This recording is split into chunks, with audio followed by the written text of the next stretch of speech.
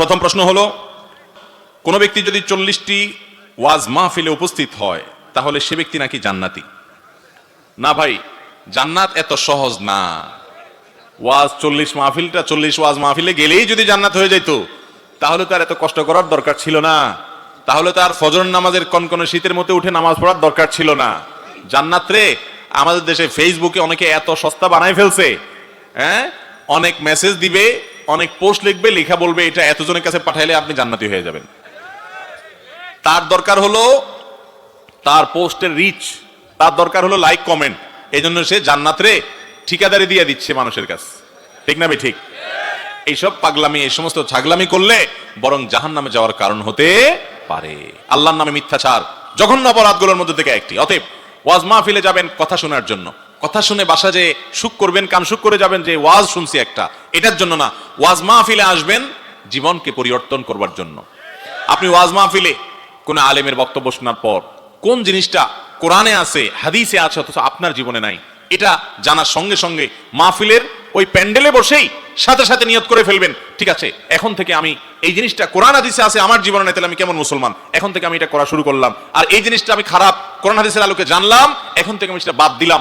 এই প্রতিজ্ঞা, এই ইচ্ছা, সংকল্প এখান থেকে করে যদি যেতে পারেন তাহলে সেই ওয়াজ মাহফিলে আসা সার্থক ইনশাআল্লাহ। আর যদি শুধু কানসুক করে চলে যান, ফজরের নামাজটাও মসজিদে জামাতের সাথে যা পড়তে না পারেন পুরুষ, তাহলে সেক্ষেত্রে এই ওয়াজ শোনার 2 পয়সার কোনো ভ্যালু নাই। অতএব আমল করবো তো ইনশাআল্লাহ। 40 ওয়াজ মাহফিলে যাইয়া জান্নাত কামানোর ধান্দা ছেড়ে দেন, মাথা থেকে ঝেড়ে ফেলে দেন। এরই বোগাস কথা, এরই ভুয়া কথা, এর কোনো ভিত্তি নাই। আপনাকে ওয়াজ মাহফিল 40টা না, একটা ওয়াজ মাহফিলে যায় যদি আপনার জীবনকে পরিবর্তন করে আল্লাহর অবাধ্যতা থেকে আল্লাহর বাধ্যতার পথে চলে আসতে পারেন, তো এই এক ওয়াজ মাহফিলই আপনার জান্নাতে যাওয়ার জন্য যথেষ্ট ইনশাআল্লাহ। আর 40 কেন, 400 ওয়াজ মাহফিলে গেছেন কিন্তু নিজের জীবনকে পরিবর্তন করেন নাই, ওই রকম 400 ওয়াজ মাহফিলে গেলেও জান্নাত তো দূরের কথা, জান্নাতের বারান্দায়ও যেতে পারবেন না। জান্নাত এত সস্তা জিনিস না। ইমানদারকে এই সমস্ত অলিক স্বপ্ন দেখাবেন না। ইমানদার বাস্তববাদী মানুষ, কথা শুনবে, আমল করবে, আত্মোন্নয়ন করবে, সেলফ ডেভেলপমেন্ট করবে, নিজেকে অগ্রসর করবে, এজ এ মুসলিম, গুড মুসলিম, ভালো মুসলিম হওয়ার চেষ্টা করবে, নতুন নতুন ভালো কাজ শুরু করবে, খারাপ অভ্যাসগুলো পরিত্যাগ করে করে আস্তে আস্তে সে জান্নাতের দিকে এগিয়ে যাবে। এটাই হলো ইমানদারের কাজ। অতএব ওয়াজ মাহফিলে সংখ্যা গুণে গুণে 40টা গেলে জান্নাতে যাবেন বাবারে, ভাইরে, এই সস্তা চিন্তা না করে ওয়াজ মাহফিলে এসে কথাগুলো শুনে আমল করার চেষ্টা করেন, জান্নাতে যাওয়ার পথ এমনি সহজ হবে ইনশাআল্লাহ। আল্লাহ আমাদেরকে বোঝার তৌফিক দান করুন। এরপরে প্রশ্ন হলো, গ্রামের অধিকাংশ মহিলা শুধু আজান হলে মাথায় কাপড় দেয়, অন্যান্য সময় দেয় না, এ সম্পর্কে কিছু বলবেন? আজান হলে মাথায় কাপড় দেওয়া এটা কোনো জরুরি বিষয় না, অথচ সে ওই জায়গাতে দিচ্ছে, আবার যেখানে দেওয়া দরকার ওখানে দিচ্ছে না। এই হলো আমাদের অবস্থা। আজানের সময় মাথা কাপড় দেওয়ার কোনো নির্দেশ কোরআন হাদিসে দেওয়া হয় নাই। যদি আপনি বাসা বাড়িতে থাকেন, আপনার নিজের ঘরে থাকেন, যেখানে পরপুরুষের দৃষ্টি পড়তেছে না, সেখানে আপনার মাথার কাপড় না থাকলেও অসুবিধা নাই। আজান অবস্থায়ও যদি মাথা কাপড় না দেন তাতেও কোনো সমস্যা নাই। আজানের সাথে মাথা কাপড় দেওয়ার কোনো সম্পর্ক নাই। কিন্তু পরপুরুষের দৃষ্টিতে আপনি পড়েন, বাহিরে গেছেন, তখন আপনাকে পর্দা মেনটেন করতে হবে, আপনার সৌন্দর্যকে অপ্রকাশিত করতে হবে। এবং আল্লাহ বলেছেন, ওয়ালা ইউবদিনা যিনাতাহুন্না ইল্লা মা যাহারা মিনহা, শরীরের নিজের সৌন্দর্যকে যেন নারীরা প্রকাশ না করে অন্য পুরুষদের সাথে যারা গায়রে মাহরাম তাদের সামনে। অতএব মাথায় কাপড় দেওয়ার সম্পর্ক হলো, আপনি গায়রে মাহরামের সামনে আছেন তখন আপনি মাথায় কাপড় দিবেন, সৌন্দর্যকে আপনি ঢাকবেন, পর্দা করবেন। আর গায়রে মাহরাম নাই, বাসা বাড়িতে নিজের মাহরামরা আছেন, সেখানে মাথা কাপড় না দিলেও সমস্যা নেই। আমাদের দেশে অনেক জায়গায় মাথা কাপড় দেওয়ার জন্য মহিলারা বলে, মহিলাদেরকে বলা হয় যত রকমের ভুল ফতোয়া আছে এগুলা সবগুলা মহিলাদের উপরে বেশি জারি করি আমরা, ঠিক না ভাই? ঠিক। বলে যে গোসল ফরজ হলে বাচ্চাকে দুধ খাওয়ানো যাবে না, গোসল ফরজ হলে বেশি সময় শুয়ে থাকা যাবে না, ছেলেটা ঠিকই শুয়ে থাকে। বলে রান্না বাড়া করা যাবে না, যত ফতোয়া আছে সব কার উপরে? ওই মহিলার উপরে। এটা ঠিক যে গোসল ফরজ হওয়ার পর দেরি না করে তাড়াতাড়ি গোসল করা উত্তম, কিন্তু এর মানে এই না যে গোসল ফরজ হয়েছে এখনো নামাজের ওয়াক্ত হয় না, দেরি আছে, তাহলে দেরি করলে তার গুনাহ হয়ে যাবে বা ওই অবস্থা কাজ করলে তার সেটা হারাম হবে, এমন কোনো কথা নেই। তো উল্টাপাল্টা ভুলভাল ফতোয়া দিয়া মহিলাদের উপরে বেশি জুলুম করা হয় আমাদের দেশে, এগুলা করা যাবে না। তাহলে মাথায় কাপড় দেওয়ার সাথে আজানের কোনো সম্পর্ক, এটার সাথে গায়রে মাহরামের সম্পর্ক, কোথাকারটা কোথায় নিয়ে আমরা লাগাই। তবে এটা ঠিক যে আজানের সময় আল্লাহর নাম শুনে তখন শ্রদ্ধার কারণে অনেক মহিলা মাথায় কাপড় দেয়, তখন শ্রদ্ধার কারণে মাথায় কাপড় না, তখন মুখে আজানের জবাব দিতে হবে। তখন কি দিতে হবে? আজানের জবাব দিতে হবে। যেটা করা লাগবে ওইটার খবর নাই, আরেকটা করতেছে। আল্লাহ আমাদের সবাইকে হেদায়েত দান করুন। এরপরে প্রশ্ন হলো, মেয়েদের জন্য নূপুর পরা কি জায়েজ আছে? মেয়েরা পায়ে নূপুর পড়তে পারে, শর্ত হলো সে নূপুরে কোনো প্রকার মিউজিক থাকতে পারবে না। যদি নূপুরে মিউজিক থাকে তাহলে সেক্ষেত্রে সেই নূপুর পরা জায়েজ নয়। আম্মাজান আয়েশা রাদিয়াল্লাহু তাআলা আনহার বাসায় এক ভদ্র মহিলা এসেছেন, তার পায়ে নূপুর পরা ছিল এবং সেখানে মিউজিক ছিল। তখন তিনি তাকে বললেন যে তুমি এটা খোলা ছাড়া আমার ঘরে প্রবেশ করবে না। অতএব মিউজিকের যদি কোনো ব্যবহার থাকে কোনোভাবে তাহলে সেটা জায়েজ নয়। আর যদি মিউজিক না থাকে কিন্তু নূপুরের একটা আওয়াজ আছে, সে আওয়াজ এবং নূপুর পায়ে পরার পর যে পায়ের সৌন্দর্য, এটা পরপুরুষের সামনে যদি প্রকাশ না করেন কোনো মা কোনো বোন, তাহলে তার জন্য এটা জায়েজ আছে। যেমন তিনি তার বাসা বাড়িতে পরে থাকলেন, অথবা তিনি এটা পরার পর রাস্তাঘাটে এটা প্রদর্শন করে বেড়ালেন না, বরং তিনি এটা পরে তার স্বামীর সামনে তিনি গেলেন, মাহরামদের সামনে তিনি গেলেন, ঘরে বাড়িতে একান্তে তিনি পড়লেন, পরপুরুষের সামনে রাস্তাঘাটে এটা পরে প্রকাশ করে বেড়ালেন না। এরকম যদি হয় তাহলে সেই নূপুর পরা অবশ্যই জায়েজ আছে।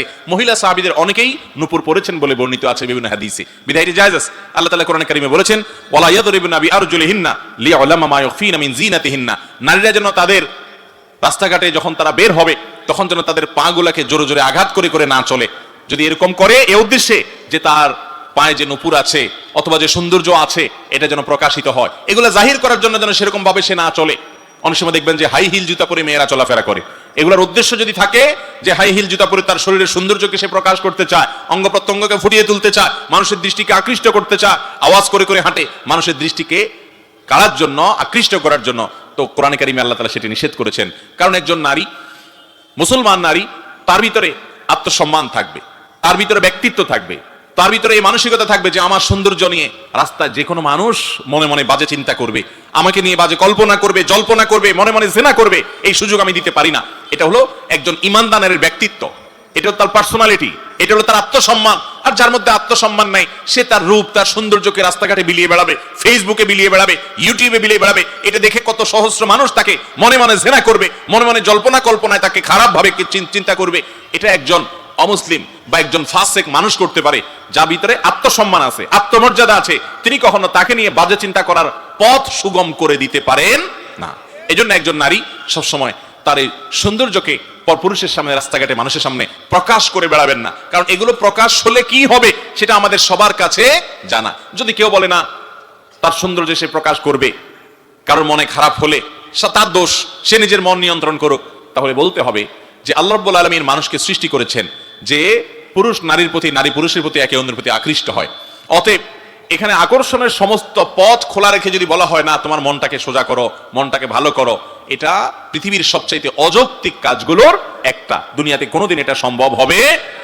তথাকথিত পশ্চিমা দুনিয়ার দেশগুলোতে দেখেন, সেখানে নারীরা অনেক খোলামেলা, অনেক অশ্লীল পোশাক আশাক পরে চলাফেরা করে।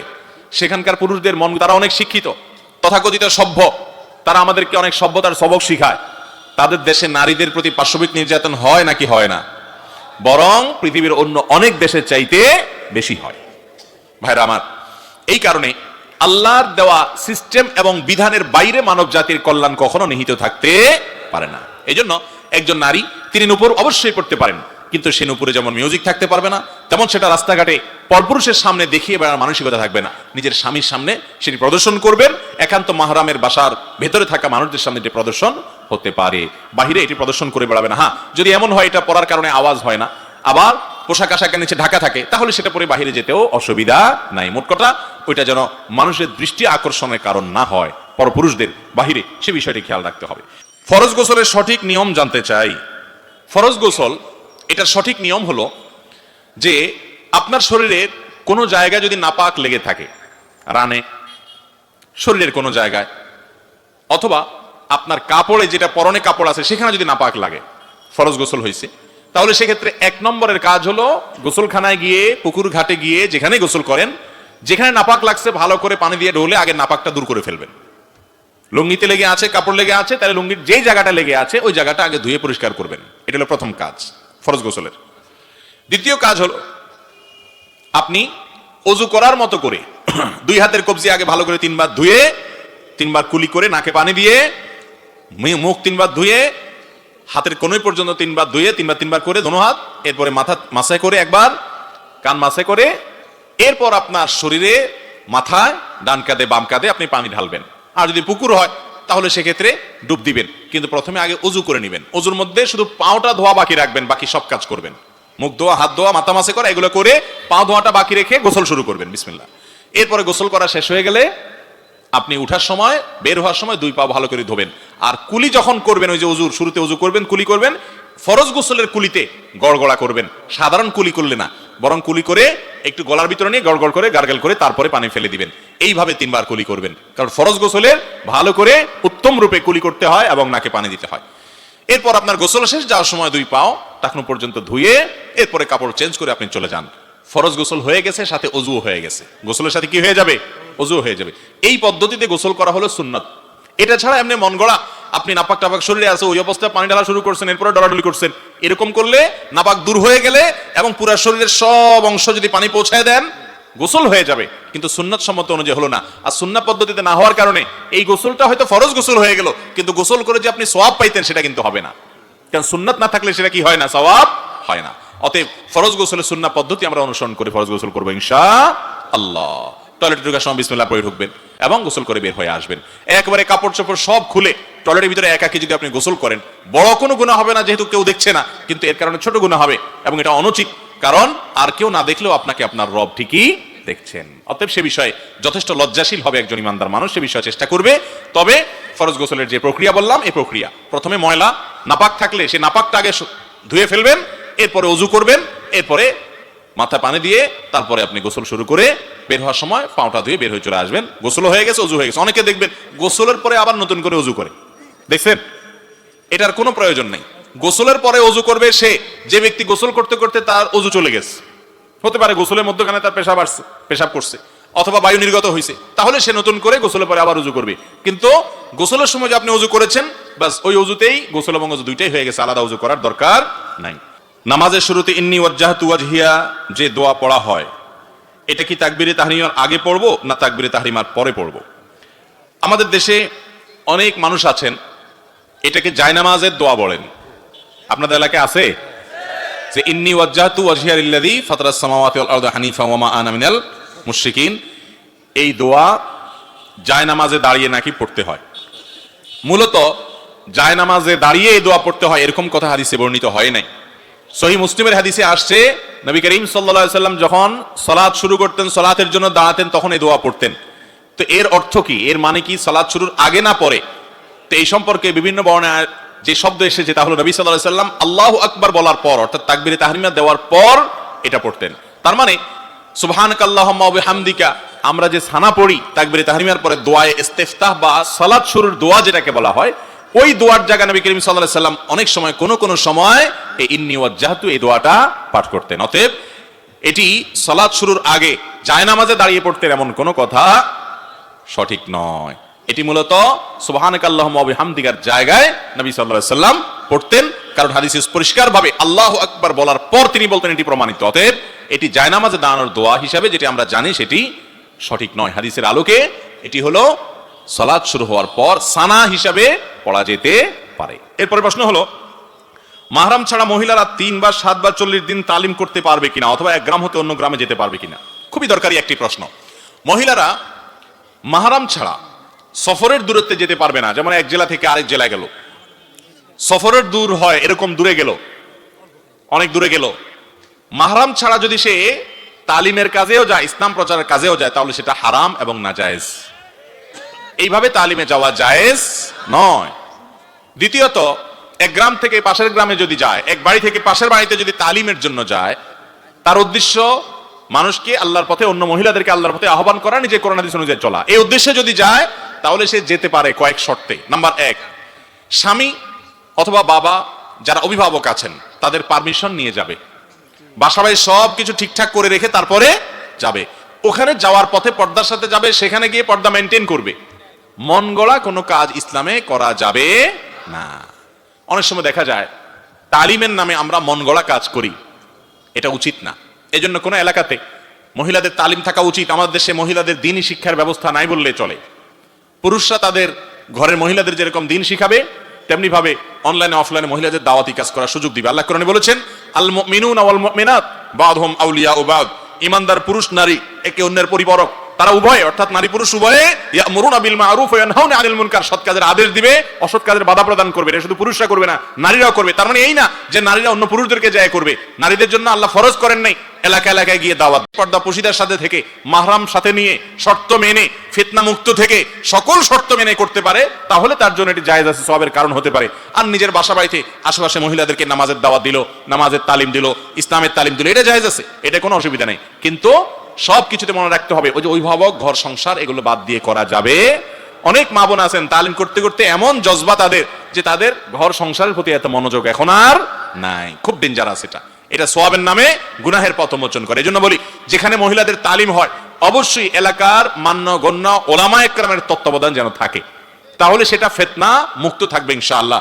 এলাকার আলেম ওলামাদেরকে সেখানে ইনভলভ করবেন, তারা সেখানে দূর থেকে পর্দার মধ্যে থেকে মাইকে কথা বলবেন এবং তাদের সবকিছু মাসলা মাসাইল তাদের কাছে জেনে তাদের তত্ত্বাবধান নিয়ে করবেন। আর না হলে বোনরা আমার, সওয়াবের কাজ করতে গিয়ে গুনাহ হবে, আল্লাহর কাছে দেখবেন কিয়ামতের ময়দানে অনেক সওয়াব পাবেন আশা করে গেছেন, অথচ আমলনামা অনেক গুনাহ হয়ে গেছে। নফস এবং প্রবৃত্তির পূজা করার নাম ইসলাম না। ইসলাম হলো কোরআন এবং হাদিসকে পরিপূর্ণ অনুসরণ করার নাম। তবে অবশ্যই মেয়েরা কোরআন হাদিস শিখবে, তারা তালিম করবে, তারাও জানবে, শুধু পুরুষরা করবে তা নয়। তাদের জন্য নারী হওয়ার কারণে পর্দা পশিদার আলাদা কিছু শর্ত আছে, সেগুলো তাদের মাথায় রেখে করতে হবে। কথা কি বুঝাতে পারছি? তবে কোন অবস্থাতে সফরের দূরত্বে তথাকথিত তালিমের উদ্দেশ্যে মাহরাম ছাড়া কোনো মহিলার জন্য যাওয়া জায়েজ নাই।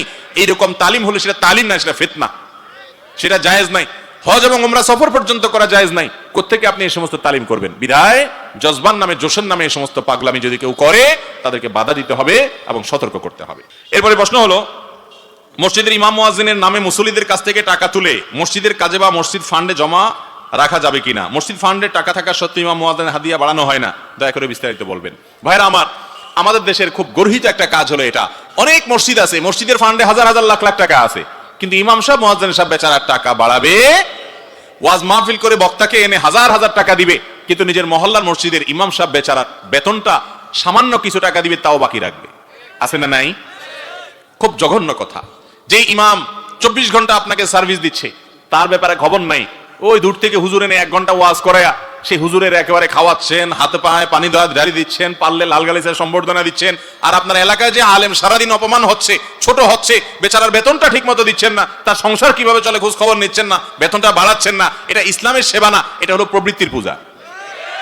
অতএব মসজিদে যারা দায়িত্বে আছেন, খবরদার, মসজিদে যারা কাজ করেন সে সমস্ত আলেমদের, অনেক মাদ্রাসার মাহফিল হয়, মাদ্রাসার শিক্ষকদের বেতন দেওয়ার খোঁজ খবর নাই, মাহফিলের জন্য লাখ লাখ টাকা খরচ করেন। ইসলাম এই পাগলামির নাম না, খবরদার। যেখানে যা দরকার সেখানে তা খরচ করবেন। অতএব ইমাম মুয়াজ্জিনদের বেতন ঠিক মতো দিবেন, মনে রাখবেন তো ইনশাআল্লাহ। আর ইমাম মুয়াজ্জিনদের নামে টাকা তুলে যদি মসজিদ ফান্ডে রেখে দেন, তাহলে এটা হলো আল্লাহর নামে চুরি করার মতো। আল্লাহর নামে চুরি করা বুঝেন? মানে একজন চুরি করে, বলে যে আমি নিজের জন্য করি না, আল্লাহর জন্য করি। এই লোকের কিয়ামতের ময়দানে মায়ের 2টা বেশি পড়ার ভয় আছে। কারণ আল্লাহ কিয়ামতের ময়দানে যদি তারা জিজ্ঞাসা করে, তোর দরকার হলে তুই চুরি করতি, এটা তুই পরে হিসাব দিতি আমার কাছে, তুই আমারে কেন চোরের, আমার নামে কেন চুরি করলি? আসামের কাঠগড়া এখন আমার ঘরকে মসজিদে কেন দাঁড় করাইলি? মনে রাখবেন, নসরুল ওয়াকিফে কানাসিস শারিয়া, দানকারী যেই খাতে টাকা দিবে ওই খাতে খরচ করতে হবে। একজনে দান করে বলল আমার এই টাকা দিয়ে গরিব দুঃখীকে তুমি খাওয়াই দিবা, আপনি ওই টাকা দিয়ে না মসজিদের বিল্ডিং করে দিলেন, হারাম হবে, নাজায়েজ হবে। এটা জায়েজ হবে না, কারণ ওই ব্যক্তি আপনাকে এই জন্য টাকা দেয় নাই। কথা কি বুঝতে পারছেন? একজন মসজিদের ইট কেনার জন্য, সিমেন্ট কেনার জন্য, রড কেনার জন্য, বিল্ডিং করার জন্য টাকা দিছে, আপনি ওই টাকা দিয়া মসজিদের ইমাম মুয়াজ্জিনের বেতন দিলেন, জায়েজ হবে না। আবার ইমাম মুয়াজ্জিনের কথা বলে টাকা নিছেন, টাকা উঠছে 10,000, ইমাম মুয়াজ্জিন থেকে 5,000 ভাগ করে দিয়ে বাকি 5,000 মসজিদে রেখে দিয়েছেন, জায়েজ হবে না। অনেক মসজিদ কমিটির লোকেরা এটা করে, সারা জীবন বাইরে দুর্নীতি করে, 2 নম্বরই করে, মসজিদে আইসা দায়িত্ব পাইয়া এখানেও 2 নম্বরই করে। আরে ভাই, সব জায়গায় 2 নম্বরই করলে উপায় আছে?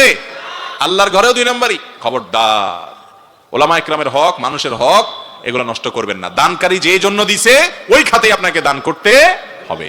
হ্যাঁ, এখন আপনি বলবেন মসজিদে টাকা দিলে তাহলে ইমাম মুয়াজ্জিনরা বেতন নেয় কিভাবে? এটার উত্তর হলো, যারা মসজিদের জেনারেল ফান্ডে টাকা দেয়, যে মসজিদের যে কোনো কল্যাণের জন্য দিয়ে দিলাম, যেমন দান বাক্সে টাকা দেয়, বলে দেয় না যে এটা দিয়ে নির্মাণ কাজ করবেন, এটা দিয়ে টিউবওয়েল গাড়বেন, এমন কোনো নির্দিষ্ট খাত নাই, মসজিদের জন্য দিলাম, তাহলে মসজিদের কল্যাণে যে কোনো কাজেই সেটা কি করা যাবে? ব্যয় করা। ইমাম মুয়াজ্জিনের বেতনও মসজিদের কল্যাণেই ব্যয়, সেই হিসাবে ওটা খরচ করা যাবে। আল্লাহ তাআলা আমাদের সব ক্ষেত্রে হিসাব করে পদক্ষেপ নেওয়ার, আয় এবং ব্যয় করার তৌফিক দান করুন। মসজিদ কমিটিতে ঢুকলেন, সভাপতি সেক্রেটারি হয়ে গেলেন, আর মনে করলেন জান্নাত সোজা হয়ে গেল, বরং সেখানে যদি উল্টাপাল্টা করেন আল্লাহর কাছে হিসাব আরো কঠিন হতে পারে। এরপরে প্রশ্ন হলো অজু ছাড়া কোনো দোয়া পড়া যাবে কিনা। উত্তর হলো দোয়া, যে কোনো দোয়া পাঠের জন্য অজু কখনো শর্ত নয়, কারণ দোয়াটা এত জরুরি একটা কাজ, সব সময় দোয়া করা লাগতে পারে। এজন্য আল্লাহ রাব্বুল আলামিন দোয়ার জন্য অজু শর্ত রাখেন নাই। এমনকি কোরআনে কারীমও যদি মুখস্থ কেউ তেলাওয়াত করে সেটার জন্য আল্লাহ তাআলা অজুর শর্ত রাখেন নাই। তবে কোরআন স্পর্শ করার জন্য অজু লাগবে। হাদিস অস্বীকারী কিছু ফিতনাবাজ বের হইছে, এরা বলে না কোরআন ধরার জন্য নাকি অজু লাগবে না, অথচ বিভিন্ন হাদিস দ্বারা এটি প্রমাণিত। সারা বিশ্বের প্রায় সব উলামায়ে কেরামি প্রায় এই ব্যাপারে একমত যে কোরআন স্পর্শ করার জন্য অজু লাগবে। এই বিষয়ে দ্বিমত খুব বেশি একটা উল্লেখ করার মতো নাই।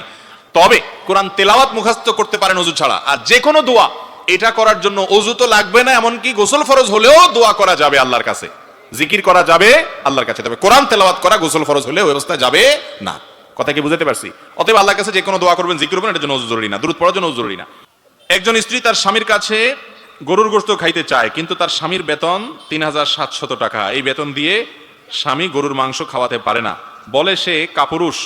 এতে কি করা উচিত ওই স্বামীর? ভাইরা আমার, দাম্পত্য জীবনে সুখ এবং শান্তির জন্য স্বামী এবং স্ত্রী উভয়ের মধ্যে দুইটা গুণ থাকতে হবে। কয়টা গুণ থাকতে হবে? দুইটা গুণ যদি থাকে সেই সংসারে কখনো অশান্তি হবে না, শান্তির সমুদ্র, শান্তির জোয়ার সবসময় বইতে থাকবে। এর মধ্যে প্রথমটা হলো সবর, দ্বিতীয়টা হলো শুকর। সবর এবং শুকর। কখনো কষ্টে দিন যাচ্ছে, সবর করতে হবে। আল্লাহ তাআলা এই কষ্ট চিরকাল রাখবেন না, একসময় দূর করে দিবেন। কখনো আল্লাহ তাআলা শান্তি দিয়েছেন, আল্লাহর কাছে শুকর আদায় করতে হবে। কথা কি বুঝাতে পারছি? নিজের ঘরে স্ত্রী আছে, এরপরও পরকিয়া করে বেড়াচ্ছে, শুকর নাই।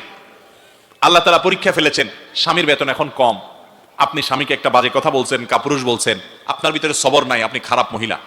একইভাবে আপনার স্বামী সে আপনার সব ভালো আছে, কোনো একটা জিনিস হয়তো নাই, যৌতুক পাই নাই আপনার বাবার বাড়ি থেকে, তখন আপনাকে একটা খারাপ কথা বলল, একটা বাজে কথা বলল, সেও ছোট লোক। একজন ইমানদার কখনো এ ধরনের আচরণ করতে পারে। নবী করিম সাল্লাল্লাহু আলাইহি সাল্লামের বাসায় মাসকে মাস অতিবাহিত হতো, দুটি কালো জিনিস, পানি আর খেজুর ছাড়া আর কিছু পাওয়া যেত না। এটা দিয়ে তারা মাসকে মাস পার করে দিতেন। তাদের এত কষ্ট হতো, তারপরও তারা স্বামী সম্পর্কে বাজে মন্তব্য করেন নাই। মনে রাখবেন, যে স্বামী চুরি করে, ডাকাতি করে, দুই নম্বরই করে, মিথ্যা কথা বলে, অবৈধ উপার্জন করে কেজিয়ে কেজিয়ে গোশত কিনে খাওয়ায়, ওই স্বামীর চাইতে সেই স্বামী হাজার লক্ষ কোটি গুণ শ্রেষ্ঠ ভালো, যেই স্বামী হারামের ধারে কাছেও যায় না। ভাইরা আমার, এর আগের যে সমস্ত পূর্বসূরি আমাদের সোনালী যুগের মানুষরা ছিলেন, তাদের স্ত্রীরা, নেককার স্ত্রীরা স্বামীদেরকে বলতেন, প্রয়োজনে বাসায় খালি হাতে আইসেন, তারপর হারাম আনবেন না, আমরা হারাম খাইতে চাই না, কারণ এই দিন না আরো দিন আছে, আল্লাহর কাছে হিসাবদিহি করা লাগবে। যেই বোন তার স্বামী তাকে গোশত কিনে খাওয়াচ্ছে না, আপনি কষ্ট পাচ্ছেন, আপনি সবর করেন। স্বামীর সংসারে কষ্ট করার পর আল্লাহ তাআলা একসময় সন্তানদেরকে এত টাকা পয়সা দেয়, সেটা খাইয়া শেষ করতে পারে না। অনেক মহিলা আছে স্বামীর সংসারে সুখী হয় না, কিন্তু সংসার যখন বড় হয়, ছেলে মেয়ে যখন বড় হয়, আল্লাহ তাকে অনেক সুখ দেয়, আছে না নাই?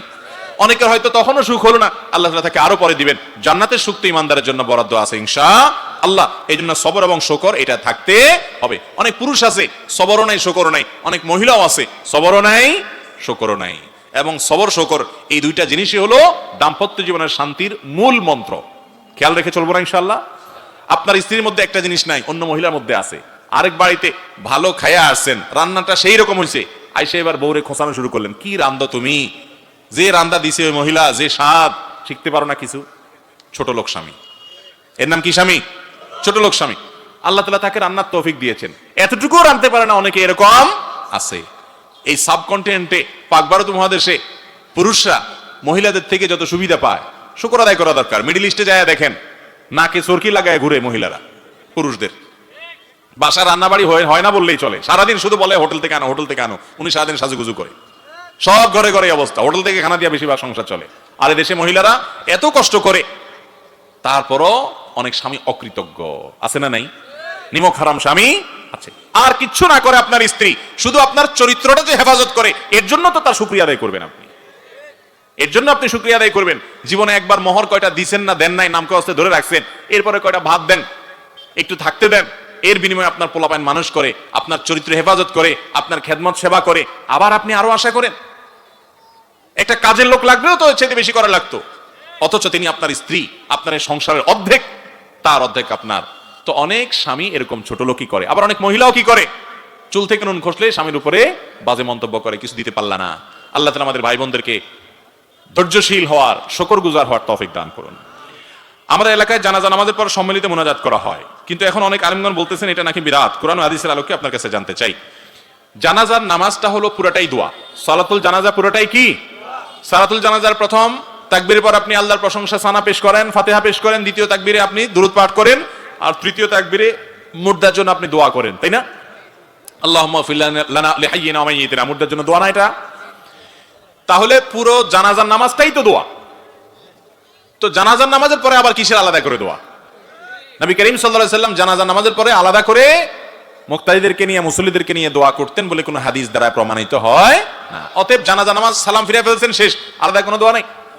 হ্যাঁ, আপনি যখন মুর্দাকে দাফন করতে যাবেন তখন কবরস্থ করার পর, কবরে রাখার পরে কিবলার দিকে হয়ে যার যার মতো করে মুর্দার জন্য দোয়া করাটা সুন্নাত। নবী করিম সাল্লাল্লাহু আলাইহি সাল্লাম দাফন করার পর বলেছেন, ইস্তাগফিরু লিআখিকুম ওয়াসালু লাহু সুবাত, তোমাদের ভাই যাকে দাফন করলা তার জন্য আল্লাহর কাছে মাপ চাও, এবং সে যেন ওই সওয়াল জবাবে ঈমানের উপর অটল থাকতে পারে সেজন্য আল্লাহর কাছে দোয়া করো। এই জন্য দাফন করার পর কবরস্থানে, এরপর কিবলামুখী হয়ে যার যার মতো আলাদা করে আল্লাহ লোকটাকে আপনি মাফ করে দেন, তার সওয়াল জবাব সহজ করে দেন, ঈমানের উপর অটল রাখেন, এগুলো দোয়া করা তার জন্য সুন্নাত, বাস। কিন্তু জানাজার পরে আলাদা কোনো দোয়া হাদিস দ্বারা প্রমাণিত নয়। এরপরে প্রশ্ন হলো, আমি একাদশ শ্রেণীর ছাত্রী, মহিলা ও যুবতীরা তালিমের উদ্দেশ্যে এক গ্রাম থেকে অন্য গ্রামে যাওয়া কোরআন ও সুন্নাহর ভিত্তিতে কতটুকু জায়েজ? এর তো দিয়ে ফেলেছি আমরা, আলহামদুলিল্লাহ। এরপরে প্রশ্ন হলো, প্রচলিত মিলাদ কিয়াম কোরআন হাদিস দ্বারা প্রমাণিত নাকি মানুষের তৈরি করে বানানো পদ্ধতি? কোরআন ও হাদিস থেকে আপনার কাছে জানতে চাই। ও লক্ষ্য যে কোনো এক মসজিদের ইমাম সাহেব প্রচলিত মিলাদ কিয়াম না করার কারণে তাকে মসজিদ কমিটির লোকেরা বের করে দিয়েছে, এর সমাধান কি দয়া করে জানাবেন? এই মসজিদ কমিটির লোকেরা মূর্খ। যেই মসজিদ কমিটির লোকেরা মিলাদ কিয়াম না করার কারণে ইমামের চাকরি নট করে দিয়েছে, তাকে বিদায় করে দিয়েছে, এই মসজিদ কমিটির লোকেরা মসজিদ কমিটির লোক হওয়ার যোগ্যই না। কারণ ইসলাম মুসলমানকে দুরূদ পাঠ করার নির্দেশ দিয়েছে। আল্লাহ কোরআনে বলেছেন, ইয়া আইয়ুহাল্লাযীনা আমানু সাল্লু আলাইহি ওয়া সাল্লিমু তাসলিমা, হে ঈমানদারগণ তোমরা নবীর প্রতি দুরূদ পাঠ করো। দুরূদ পাঠ করতে আল্লাহ নির্দেশ করেছেন, মিলাদ পড়তে আল্লাহ নির্দেশ করেন নাই। দুরূদ পাঠ করতে নির্দেশ করা হয়েছে, কিয়াম করতে নির্দেশ করা হয়নি। ভাইরা আমার, দুরূদ আর মিলাদের মধ্যে পার্থক্য কি? দুরূদ এটা প্রত্যেকে যার যার মতো যখন তখন পড়তে পারে, আর মিলাদ হলো মানুষ ডেকে এনে একত্র করে সুরে সুরে তাল তাল মিলিয়ে একজনের সাথে সবাই মিলে মিলে পড়ে, এটা হলো মিলাদ। ঠিক না ভাই? ঠিক। এখন নবী করিম সাল্লাল্লাহু আলাইহি সাল্লাম দুরূদ পাঠের জন্য কি এরকম সবাইকে একত্র হতে বলছে কখনো? তাহলে যেটা নবী সাল্লাল্লাহু আলাইহি সাল্লাম বলেন না, সেটা মন গড়া যদি বানায় কেউ, তার নাম বিদআত হয়। ইসলামের নামে, ইবাদতের নামে, সওয়াবের উদ্দেশ্যে যদি নবীজি যা নির্দেশ করে না সেটা করে, তার নাম কি? বিদআত। ভাইরা আমার, যারা কিয়াম করে তাদের অনেকের ধারণা, দেখবেন মাঝখানে একটা চেয়ার রেখে দেয়, অনেক সময় একটা বালিশ রেখে দেয়, বলে যে নবীজি হাজির হয়ে যায়।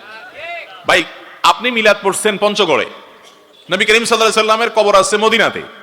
আপনি যখন মিলাদ পড়তেছেন একই সময় হয়তো ঠাকুরগাঁয়েও মিলাদ হচ্ছে, হয়তো গাইবান্ধাতেও মিলাদ হচ্ছে, কুড়িগ্রামেও মিলাদ হচ্ছে, ঢাকাও মিলাদ হচ্ছে। একই সময় অনেক জায়গায় মিলাদ হতে পারে না? তো নবীজি কয় জায়গায় হাজির হয়? উনি মানুষ তো একজন, এর চাইতে পাগলামি আর কিছু আছে? আর দ্বিতীয় কথা হলো, নবী করিম সাল্লাল্লাহু আলাইহি সাল্লাম তো দুনিয়া থেকে চলে গেছেন, তিনি আবার হাজির হবেন কোত্থেকে? হাদিসে পরিষ্কারভাবে বর্ণিত আছে, কেউ পৃথিবীর যে কোনো প্রান্তে দুরূদ পাঠ করলে আল্লাহর নিযুক্ত ফেরেশতারা নবীজির কাছে রিপোর্ট দেয়, হে আল্লাহর রাসূল, অমুক জায়গা থেকে অমুকের ছেলে অমুক দুরূদ পাঠ করছে, এটা তার কাছে রিপোর্ট দেয়। নবী যদি নিজেরই হাজির হয়ে যাইতো তাহলে আবার রিপোর্ট দেয় কেন? আচ্ছা, নামাজের মধ্যে দুরূদ পড়ি না আমরা? এই দুরূদটা কি বসে পড়েন না দাঁড়ায় পড়েন? তো নামাজের মধ্যে দুরূদ যদি বসে পড়েন, নামাজের বাইরে মিলাদে পড়তে পড়তে দাঁড়ায় যাওয়া লাগে কেন? নামাজের চাইতে কি নামাজের বাইরের দুরূদের গুরুত্ব বেশি? ভাইরা আমার, আজ পর্যন্ত আপনারা দেখছেন কখনো যে কোন ইমাম সাহেব, খতিব সাহেবের বাসা মিলাদ পড়তে দেখছেন? ব্যাপার কি? ইমাম সাহেব তো নামাজ পড়ে, আপনিও পড়েন, তাই না? আপনারা সবাই নামাজ পড়েন, হুজুররাও নামাজ, আপনারা সবাই রোজা রাখেন, হুজুররাও রোজা রাখেন না? আপনারা সবাই কোরআন তেলাওয়াত করেন, হুজুররাও কোরআন তেলাওয়াত। তাহলে সব কাজ আপনারাও করেন, হুজুররাও করে। মিলাদটা দেখবেন হুজুররা শুধু সবার বাড়িতে পড়ে, নিজের বাড়িতে কোনোদিন হয় না। আপনি দেখেন তো কোনো হুজুর বলছে কোনোদিন যে ভাইরা মুসল্লিরা আজকে আমার বাড়িতে মিলাদ, আজকে মসজিদে আমার তরফ থেকে মিলাদ, আমি জিলাপি আনছি, শুনছেন কোনোদিন? কাহিনী কি? তাহলে বোঝা গেল এখানে ঝামেলা একটু, যে হুজুর নিজে করে না, সবাইটা করে, কাহিনীটা কি? ভাইরা আমার, দুরূদ বেশি বেশি করে পড়বেন, দুরূদ পড়তে হবে, নবীর প্রতি মহব্বত থাকতে হবে, না হলে ইমানদারি হওয়া যাবে না। কিন্তু তার সাথে মিলাদ বা কিয়ামের কোনো সম্পর্ক নাই। অতএব ইমাম সাহেব মিলাদ কিয়াম পড়ে না দেখি ইমাম সাহেবের বাদ দিয়েছে যারা, এরা ওই মসজিদ কমিটির লোক হওয়ার যোগ্যতাই না। আল্লাহ তাআলা আমাদেরকে বুঝার তৌফিক দান করুন। তবে ভাই এগুলো নিয়ে গন্ডগোল ফাসাদ করা যাবে না, তুচ্ছতাচ্ছিল্য করা যাবে না, নিজেদের মধ্যে মারামারি কাটাকাটি করা যাবে না। যারা মিলাদ কিয়াম করে তারাও আমাদের ভাই, তারাও মুসলমান, তারাও আহলে কেবলা, তারাও আমাদের ভাই। আমাদের দৃষ্টিতে তারা ভুল করছেন, এতটুকুর কারণে আমরা সঠিকটার উপরে থাকবো, ভুলটাকে ভুল বলবো। তাই বলে এটা নিয়ে মারামারি কাটাকাটি ভেজাল গন্ডগোল ফাসাদ এলাকাতে করা যাবে। কেউ ভুলটাকে সঠিক মনে করে তিনি করে, এটা তার স্বাধীনতা, তিনি আল্লাহর কাছে বুঝে পড়াবেন। আমরা এটা নিয়ে গন্ডগোল ফাসাদ হতে দেব, এটা জায়েজ নাই, খবরদার এটা করবেন না। এরপরে প্রশ্ন হলো, অনুগ্রহ করে বলছি আপনার কাছে গিয়ে আপনাকে প্রশ্ন করার সুযোগ দেওয়া যাবে কি? ভাইরা আমার, আমাদের সরাসরি সাক্ষাৎ করার সিস্টেম হলো, আমার ওয়েবসাইট আছে www.ahmadullah.info, সেখানে গিয়ে আবেদন করার সুযোগ আছে। আবেদনগুলো যাচাই বাছাই করার পর আমাদের অফিস থেকে ফোন দিয়ে সাক্ষাতের ব্যবস্থা করা হয়। এছাড়া বিভিন্ন জায়গাতে বিভিন্ন প্রোগ্রামে গেলে আমরা সাধ্য অনুযায়ী চেষ্টা করি সাক্ষাৎ করার, কিন্তু আসলে সবার সব চাহিদা, সবার সব ইচ্ছা বা শখ সবসময় পূরণ করা যায় না, যতটুকু সম্ভব আমরা চেষ্টা করি। আচ্ছা, এরপরের প্রশ্ন হলো, শ্বশুর বাড়ি থেকে যদি কোনো কিছু উপহার হিসাবে দিতে চায় আমি কি তা নিতে পারবো? শ্বশুর বাড়ি থেকে কোনো কিছু দিতে চায় আপনাকে, কেন? আপনার শ্বশুর বাড়ির লোকেরা তো আমাকে দেয় না, বুঝেন নাই কথা? আপনার শ্বশুর বাড়ির লোকেরা ওনাকে তো দেয় না, ওনাকে তো দেয় না, আপনারে দিচ্ছে, কাহিনীটা কি? হ্যাঁ, বেশিরভাগ ক্ষেত্রে কাহিনী হলো, যেহেতু তাদের মেয়েটা আপনার কাছে আছে, আপনার অত্যাচার জুলুম থেকে যেন মেয়েটা বাঁচতে পারে, এটা বেশিরভাগ ক্ষেত্রে এক ধরনের উৎকোচ, ঘুষ, যে আপনি লোভী মানুষ, কিছু খাওয়াইলে দিলে আপনি আর মেয়েটার প্রতি জুলুম করবেন না, এই জন্যই বেশিরভাগ শ্বশুরবাড়ি থেকে দেয়।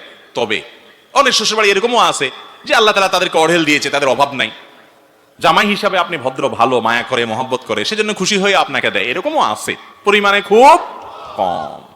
বেশিরভাগই শ্বশুরবাড়ি থেকে যে জামাইকে বা মেয়ের শ্বশুরবাড়িতে যে জিনিসপত্র দেওয়া হয়, এগুলোর ভিতরে কাহিনী ভিন্ন, বেশিরভাগই কাহিনী ভেজাল।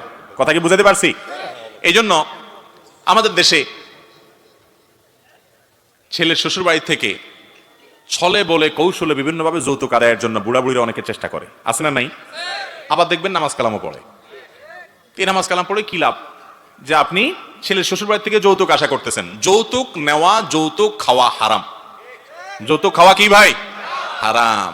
আপনি বলবেন ওনারা খুশি হয়ে দিছে, সত্যি সত্যি খুশি হয়ে দিছে কিনা আমার কাছে নিয়ে আসলে আমি বাইর করবো। সত্যি সত্যি খুশি হয়ে আর দুনিয়াতে কাউকে দেয় না, এমন বকিল মানুষ রিক্সাওয়ালাকে 1 টাকা বেশি দেয় না, আপনারা এত টাকা দিয়ে দিচ্ছে, কাহিনী কি? তাহলে বোঝা গেল বেশিরভাগ ক্ষেত্রে ওই মেয়েটাকে খোঁচাখুচি করে আপনার মা, আপনার চাচি, আপনার বাপ, এগুলো থেকে বাঁচানোর জন্য বেচারারা বাধ্য হইয়া দেয়, ঠিক না ভাই? ঠিক। যদি খুশি মনে শিখিয়ে দেয়, হ্যাঁ আপনি চান না বরং আপনি শ্বশুরবাড়িকে দেন, তাহলে সেক্ষেত্রে এটা জায়েজ হবে। বাইরে আমার, আমি সব জায়গায় বলার চেষ্টা করি, বিভিন্ন সময় বলি, আপনি একটা পুরুষ, একটা ঘর থেকে একটা মেয়েকে তার বাবা তার মা জন্মের পর থেকে বিয়ের উপযুক্ত করা পর্যন্ত কত কষ্ট করে মানুষ করছে, কত টাকা খরচ হয়েছে, কত পয়সা খরচ হয়েছে, কত ঔষধ বড়ি ট্রিটমেন্ট তার পিছনে খরচ হয়েছে, এবং চিকিৎসা দিছে, পড়ালেখা করাইছে, মানুষ করছে, কত রাত জাগছে। এরপর সে যখন মানুষ হয়ে গেল, উপযুক্ত হয়ে গেল, প্রাপ্তবয়স্ক হয়ে গেল, বিয়ের উপযুক্ত হলো, আস্ত পুরা মেয়েটা আপনাকে দিয়ে দিছে চিরজীবনের জন্য। পড়ালেখা করাইছে, বাপমা পয়সা করে খরচ করে, এখন সে তার শিক্ষাটা দিয়ে আপনার বাচ্চা কাচ্চা পড়াচ্ছে, ঠিক না ঠিক? তার বাপমা তার পিছনে খরচ করে তাকে মানুষ করছে, এখন কাজ করে, সেবা করে আপনার বাসায় আসে, তাই না? উচিত ছিল শ্বশুর শাশুড়ির পায়ের কাছে যায় বৈশা বল,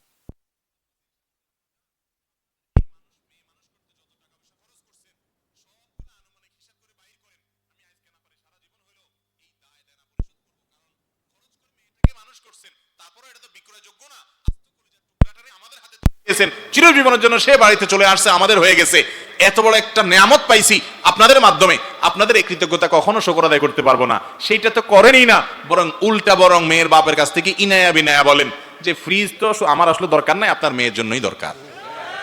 মোটরসাইকেল আমি কি করব, আমি তো এমনিই চলতে পারি, আপনার মেয়েকে পিছনে একটু ঘোরা লাগবে না, সেজন্য মোটরসাইকেল দিলে আপনার মেয়েরই ভালো হবে আর কি। এগুলোর নাম হলো ছোট লোক। এগুলোর নাম কি? এই ছোট লোকই থেকে আমরা বের হয়ে আসবো তো ইনশাআল্লাহ। যুবক যারা বিয়ে করেন নাই, খবরদার মেরুদণ্ড সোজা করেন। আমার অল্প আছে, আমি গরিব মানুষ, ওই গরিব মানুষ অল্প নিয়ে থাকবো, শ্বশুর বাড়ির জিনিসের দিকে আমি তাকাবো না, ছোট লোকই করব, ঠিক আছে তো ইনশাআল্লাহ? মুরব্বীরা সাবধান, এই যৌতুক 2 নম্বরই নিবেন না। বৌমারে খোঁচাখুচি করেন, আর এদিকে আপনি কপাল ঘষেন, সিজদা করেন, তো এই সিজদা করে আল্লাহকে আপনি সন্তুষ্ট করতে পারবেন না, কারণ আপনি মানুষের হক নষ্ট করতেছেন। এই যৌতুক অভিশাপ, এটা গুনাহ, এটা হারাম। অতএব যৌতুক থেকে আমরা বেঁচে থাকবো তো ইনশাআল্লাহ। এরপরে প্রশ্ন হলো, আমি নতুন বিয়ে করব, বাসর ঘরে স্বামী স্ত্রীর কি কি আমল আছে একটু যদি বলতেন। ভাইরা আমার, এই সম্পর্কে মাসনুন এবং মুস্তাহাব যে আমলগুলো আছে সেগুলো হলো যে একজন স্বামী বাসর ঘরে গিয়ে তার স্ত্রীর কপালে হাত রেখে দোয়া করবে, আল্লাহুম্মা ইন্নী আসআলুকা খায়রাহা ওয়া খায়রা মা জুবিলাত আলাইহি ওয়া আউযু বিকা মিন শাররিহা ওয়া শাররি মা জুবিলাত আলাইহি। অর্থাৎ, আল্লাহ, এই ভদ্র মহিলা আপনারে বান্দি, তার ভিতরে যত কল্যাণ আছে সেই কল্যাণগুলো আমি চাই, যত অকল্যাণ আছে সেটা থেকে আমি পানাহ চাই, এটা দোয়া করবেন। এরপরে ওযু করে 2 রাকাত নামাজ পড়বেন এবং স্ত্রী সেখানে পেছনে ইক্তেদা করবে, অর্থাৎ জামাতের সাথে পড়বেন। এটা মাসনুন বিভিন্ন সালাফ থেকে জামাতের সাথে পড়া প্রমাণিত। বাস, এটা হলো বাসর রাতের আমল। এর বাইরে আপনার মহারণা পরিশোধ আমাদের দেশে অনেক সময় বাসর রাতে দেয়, এটা আরো আগে আগে দিয়ে দেওয়া উচিত। বাসর রাতে ইমোশনাল একটা সময় মহর ধরছে 10 লাখ টাকা, টাকা 10,000 নিয়ে বলতেছেন এটা এখন আপাতত রাখো, আল্লাহ বাঁচায় রাখলে কত টাকা হবে, আমি কয়দিন পর ইটালি চলে যাব, কত টাকা দিব তোমারে, এসব পাম্পটি দিয়া টিয়া ওই বেচারি এরপরে বলবে না তুমি দাবি ছাড়ছুনি। তখন বেচারি শরমে পড়ে, লজ্জায় পড়ে, ইমোশনে পড়ে হয়তো বলে ফেলবে যে ঠিক আছে আমি টাকা দিয়ে কি করবো, আপনি হইলেই তো চলবে, দিলেন বেচারির হকটা মেরে দিয়ে। এইসব 2 নাম্বারই করা যাবে। আপনার কাছে মহরের টাকা না থাকলে আপনারা বিয়ে করতে বলছে কে? নবী করিম সাল্লাল্লাহু আলাইহি ওয়াসাল্লাম বলছেন, যার বিয়ে করার টাকা নাই সে রোজা রাখবে, চরিত্র হেফাজতের জন্য কি করবে, সে সিয়াম পালন করবে। আপনারা বিয়ে করতে বলছে কে? বিয়ে করবেন, মহরের টাকা জোগাড় করবেন, যত টাকা মহর দিতে পারবেন তত টাকা ধার্য করবেন। মেয়ের বাপরাও এক্ষেত্রে কম দায়ী না। মহর ধরে 10 লাখ, 20 লাখ, 30 লাখ, যে ছেলের সাথে বিয়ে দিচ্ছেন আপনি নিজে জানেন সেই ছেলে 10,000 টাকা বেতনে চাকরি করে, তাহলে ওর কাছ থেকে 10 লাখ টাকা আপনি আশা করেন কেমনে? এগুলো মেয়ের বাপরা ধরে এজন্য যে যদি কখনো আমার মেয়ের তালাক দিতে যায় যেন এই টাকার জন্য সে আটকা পড়ে যায়। তো বিয়ের আগে থেকেই যদি আপনার নেগেটিভ চিন্তা হয় সংসার টিকবে কেমনে? যত মুরব্বী চাচারা আছে জিজ্ঞেস করেন ওনাদের বিয়ের মহর কত ছিল, 200, 400, 50, 10, 5 টাকা। মানে সেই যুগের 5 টাকার দাম বেশি বুঝলাম, তাই বলে অনেক টাকা ছিল না, কিন্তু তাদের বিয়েগুলো সব এমন টিকা টিকছে, ভালোবাসাগুলো সব সুপারগুলো আঠার মতো। আর আপনার মহারণা 10 লাখ টাকা ধরেন, কি মহব্বত, কি প্রেম ভালোবাসা, কি মেসেজ আদান প্রদান, চটপটি খাওয়া খাওয়াই, এত মহব্বত, অথচ 3 দিন পরে দাদা ঠুস করে ভেঙে গেছে। এখনকার এই ভালোবাসাগুলো বেশিরভাগ মেড ইন চায়না, ঠুনঠান করে ভেঙে যায়। আর মুরব্বীদের ভালোবাসাগুলো সব ছিল মেড ইন জাপান, সবগুলো ঠিক ঠিক না ভাই? ঠিক। তো এই জন্য মহরের টাকা বেশি ধরা এটা ভালো কিছু না। মেয়ের বাবারাও দায়িত্বশীল ভূমিকা রাখবেন, আর ছেলেরা ছোটলোকি করবেন না, মহর মেয়েকে পরিশোধ করে দিবেন।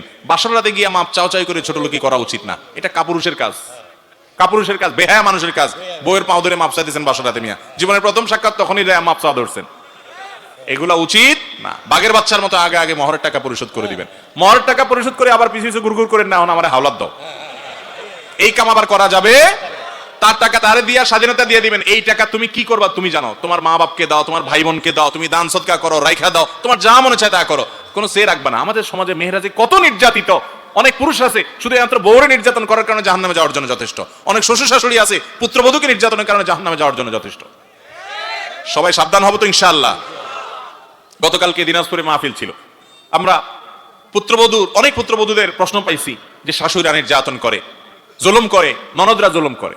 আমরা চেষ্টা করছি কোরআন হাদিসের আলোকে তাদেরকে সতর্ক করার, তাদেরকে আল্লাহর ভয়। ওখানে মহিলাদের প্যান্ডেলে হাজার হাজার মহিলা ছিলেন, সেখান থেকে এক চাচি তিনি কর্তৃপক্ষের কাছে খবর পাঠাইছেন যে আমি আমার পুত্রবধূর প্রতি অনেক জুলুম করছি, কথাবার্তা বলা বন্ধ করা রেখেছিলাম, আমি গতকালকে আলোচনার পর বাসায় গিয়ে প্রথম কাজ বৌমাকে জড়ায় ধরে মাপটাপ চেয়ে তার সাথে আমি সব চুকাই নিয়েছি এবং কথাবার্তা বলা শুরু করছি, আমি আর তার প্রতি জুলুম করবো না। বলেন আলহামদুলিল্লাহ। তাহলে আমরা এরকম তওবা করবো তো ইনশাআল্লাহ। এরকম তওবা করলে আমাদের মালিক অনেক খুশি হয়ে যান। খারাপ কাজ থেকে আপনি হঠাৎ করে সরে আসেন, শয়তান কিন্তু আসতে দিবে না। শয়তান আপনাকে বলবে মাথা খারাপ, তোমার ইজ্জত থাকে বৌমার কাছে ছোট হলে, বলে না শয়তান? এটা ইবলিসে বলে, ইবলিসকে আমরা জিততে দিব।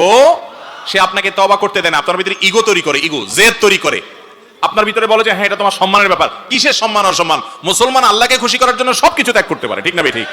অতএব আপনি কারোর প্রতি জুলুম করছেন, নবী সাল্লাল্লাহু আলাইহি ওয়াসাল্লাম বলেছেন সেদিন আসার আগে সবার দায় দেনা সব পরিশোধ করা, সবার কাছ থেকে মাপ চেয়ে সবকিছু চুকায় নাও, যেদিন কেউ কাউকে মাফ করবে না তার আগে আগে সব চুকায় নাও। অতএব সব হিসাব চুকায় নেবে তো ইনশাআল্লাহ।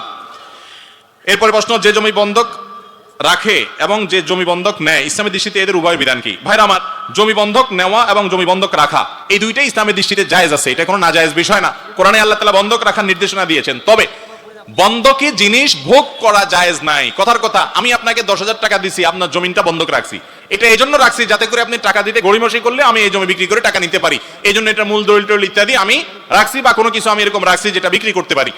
তো এটা হলো বন্ধক। এখন আমি যদি টাকা আপনাকে ধার দিছি আর জিনিসটাও আমি ভোগ করি, তাহলে এটা জায়েজ হবে না, এটা জায়েজ হবে না। আমি বন্ধক রাখছি, ওই জিনিসটা গ্যারান্টি হিসাবে রাখছি, ভোগ করার জন্য না। ভোগ আপনারটা আপনি করবেন, অথবা ওইটা আমার ড্রয়ারে পড়ে থাকবে যদি সেরকম জিনিস হয়, কিন্তু ভোগ করা জায়েজ নাই। বন্ধক নেওয়া ঠিক আছে, জায়েজ আছে। এরপরে প্রশ্ন হলো, সালাতের আগে নিয়ত পড়তে হবে কিনা? যে কোনো ইবাদত নিয়ত ছাড়া হবে না। ইন্নামাল আমালু বিন্নিয়াত, সমস্ত আমল নির্ভর করে কিসের উপরে?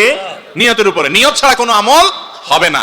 কিন্তু তাই বলে নিয়ত পড়া এক জিনিস আর নিয়ত করা আরেক জিনিস। নিয়ত করা এক জিনিস, নিয়ত বলা আরেক জিনিস। নাওয়াইতুয়ান, এটা হলো নিয়ত বলা। নিয়ত মূলত বলা হয় মনের ইচ্ছাকে। নিয়ত বলা হয় কাকে? আপনি কোন নামাজ পড়ছেন, আপনার মনে যদি সেই ইচ্ছা থাকে যে আমি এখন ফজরের নামাজ পড়তেছি, তাহলে আপনার ভিতরে নিয়ত আছে, যথেষ্ট। ইচ্ছা করা এটা মনের কাজ, মুখের কাজ না। অতএব মুখে নাওয়াইতুয়ান পড়ার কোনো প্রয়োজন, আমরা মনে মনে ইচ্ছা পোষণ করবো যে আমি কি ইবাদত করতেছি, কোন নামাজ পড়তেছি, ওইটাই যথেষ্ট ইনশাআল্লাহ। এরপরে প্রশ্ন হলো, পানি পান করার সময় বাম হাতে গ্লাস ধরে ডান হাতে লাগিয়ে পানি পান করা যাবে কিনা, এবং পানি পান করার সঠিক নিয়ম জানতে চাই। ভাইরা আমার, আমরা অনেকেই পানি পান করার সময় দেখা যায় খেতে গিয়ে আমাদের ডান হাতে অনেক কিছু লেগে যায়, খাবার টাবার, ভাত তরকারি, তখন আমরা বাম হাতে বোতলটা নিয়ে, আপনার গ্লাসটা নিয়ে ডান হাতে এরকম করে লাগায় পানি পান করি। অনেক ওলামায়ে কেরাম বলেছেন ডাইরেক্ট তো বাম হাতে হলো না, দুই হাত লাগছে, এটা বাম হাতে, শুধু বাম হাতে খাওয়া না জায়েজ। নবী সাল্লাল্লাহু আলাইহি সাল্লাম এক ব্যক্তিকে বলেছেন, কুল বিয়ামিনিকা, তুমি ডান দিক থেকে খাও, ডান হাতে খাও। বাম হাতে খাওয়া এটা সুন্নাহর খেলাফ কাজ। তো এই জন্য দুই হাত তো লাগাইছেন আপনি, ডাইরেক্ট বাম হাত হয় না, অনেক এটা জায়েজ বলেন। কিন্তু সবচেয়ে ভালো হয় আপনি যখন পানি পান করবেন আঙ্গুল চেটে খেয়ে তারপরে আপনি ডান হাত দিয়ে সরাসরি খাবেন, এটা হলো সবচাইতে উত্তম এবং সরাসরি হাদিসের উপরে আমল। কথা কি বুঝতে পারছি? এরপরে প্রশ্ন হলো, মেয়েরা মাথার খোপা উঁচু করে বাঁধে, এভাবে বাঁধা যাবে কিনা? হাদিসে ওটের পিঠের মতো উঁচা করে চুল বাঁধতে নিষেধ করা হয়েছে মেয়েদেরকে, বিশেষ করে বাহিরে যখন যাবে, কারণ এটা পর্দার খেলাফ হয় এবং আরো নানা কারণে হাদিসে এটি নিষিদ্ধ। তবে বাসা বাড়িতে শুধু স্বামীকে নিজের সৌন্দর্য প্রদর্শন করার জন্য বা একান্তে যখন থাকে তখন এটা হতে পারে, কিন্তু বাহিরে এরকম চুল বাঁধা হাদিসে নিষিদ্ধ মেয়েদের জন্য। দাড়ি রাখার সঠিক নিয়ম কি? চিপের দুই পাশে কেটে সাইজ করা যাবে কিনা? ভাই, দাড়ি এই যে চোয়ালের যে হাড্ডি আছে, এই হাড্ডির উপরে যে পশম আসে সবগুলোই দাড়ি, এগুলো সবগুলো রাখতে হবে। এদিকে চাইছা এখানে সামান্য একটু রাখলেন, আছে না অনেকে রাখে, এই স্টাইলি দাড়ি রাখলে সুন্নাহ আদায় হবে, নবী সাল্লাল্লাহু আলাইহি ওয়াসাল্লামের নির্দেশ ওয়াজিব আদায় হবে না। দাড়িকে লম্বা করতে হবে, আফুল্লুহা আর খুল্লুহা, নবী সাল্লাল্লাহু আলাইহি ওয়াসাল্লাম দাড়িকে লম্বা করতে বলেছেন। কেউ যদি একটু ছোট করে তাহলে সেক্ষেত্রে এক মুষ্টির নিচে যদি হয় সেটা তো জায়েজ হওয়ার কোনো রাস্তাই নেই। অনেক সাহাবায়ে কেরাম এক মুষ্টির পরের অংশটা কেটেছেন, সেখান থেকে উলামায়ে কেরাম এক মুষ্টির পরে লম্বা হলে সেটাকে কাটাকে জায়েজ বলেছেন, যদি অনেক উলামায়ে কেরাম সেটাও নিষেধ করেন, কারণ নবী সাল্লাল্লাহু আলাইহি ওয়াসাল্লাম বলেছেন লম্বা করো, আর খুল্লুহা লুহা আফুল্লুহা, তোমরা দাড়িকে ছেড়ে দাও, দাড়িকে লম্বা করো। এই জন্য দাড়ি একদিক থেকে চাইছে আরেক দিকে একটু রেখে দিলেন, ফ্রেঞ্চ কাটিং, এটা সেটা ভূতের মতো, এগুলা জায়েজ নাই, এগুলা মুসলমানের দাড়ি না। যে কোনো শুভ কাজের শুরুতে অথবা কোনো বিপদ আপদে বাসায় মিলাদ করা যাবে কিনা? একটু আগে তো মিলাদের কথা বললাম। ভাইয়েরা আমার, যে কোনো বিপদ আপদে আমাদের নবীজি দোয়া শিখাইছেন। কি শিখাইছেন? লা ইলাহা ইল্লা আনতা সুবহানাকা ইন্নী কুনতু মিনাজ জালিমিন। বেশি বেশি পড়েন, বিপদ দূর হয়ে যাবে। দুরূদ শরীফ পড়েন, বিপদ দূর হবে। ইস্তিগফার পড়েন, বিপদ দূর হবে। দান সাদকা করেন, বিপদ দূর হবে। নামাজে দাঁড়ায় যান, কানা ইযা হাযাবাহু আমরুন ফাযা ইলা সালাহ। নবীজির কোনো বিপদ আসলে, সমস্যা হলে, কোনো পেরেশানি আসলে নামাজে দাঁড়ায় যাইতেন, তাহলে আপনি নামাজে দাঁড়ায় যান, বিপদ দূর হবে। দান সাদকা করেন, বিপদ দূর হবে। দুরূদ শরীফ পড়েন, বিপদ দূর হবে। ইস্তিগফার পড়েন, বিপদ দূর হবে। দোয়া ইউনুস পড়েন, বিপদ দূর হবে। আল্লাহর কাছে দুই হাত তুলে দোয়া করেন, বিপদ দূর হয়ে যাবে। সেটা না করে আপনি মিলাদ পড়েন। দেখেন ভাইরা আমার, নবীজি সাল্লাল্লাহু আলাইহি সাল্লাম মানুষকে আমল শিখাইতেন। এখন আমরা দেখা যায় অনেক সময় অনেক হুজুর আছেন যে আপনি তার কাছে গেলে বলে আসো তাবিজ লিখে দিব, মানে আমার হাতে থাক জিনিসটা, হারাই গেলে আবার আসবা, আর মিলাদ পড়ে দেবো, তাহলে তুমি একা একা পারবা না, আমার দিয়ে করাইতে হবে, কিছু আমারও ইনকাম হইল। অথচ নবী সাল্লাল্লাহু আলাইহি ওয়াসাল্লামের কাছে বিপদ নিয়ে কেউ আসলে উনি আমল শিখিয়ে দিতেন যে আমল করো তোমার বিপদ দূর হয়ে যাবে, তুমি নিজেই করো নিজেরটা। কথা কি বুঝাতে পারছি? এই জন্য বিপদ আপদ আসলে মিলাদ না, কি করতে হবে? আমল করতে হবে। এরপরে প্রশ্ন হলো, মাজারে ভালো কিছু লাভের আশায় গরু ছাগল ইত্যাদি দেওয়া যাবে কিনা? ভালো কিছু লাভের আশায় যদি মাজারে দেন, তাহলে মাজারে যারা থাকে আশেপাশে ফকির ফাকরা নামদারি, ওদের বিজনেস হবে এটা, এটাতে আল্লাহ খুশি হবেন না। মান্নত করলে আল্লাহর নামে করতে হবে। কার নামে করতে হবে? আল্লাহর নামে মান্নত করতে হবে। কোন মাজারে মান্নত করা যাবে? মাজারে মান্নত করলে গুনাহ হবে, শিরক হবে। মানত হবে আল্লাহর জন্য। গরিব মানুষকে আপনি মানত করে দান করলেন যে আল্লাহ আমি গরিবকে দিব, ভালো একটা কাজে দিব।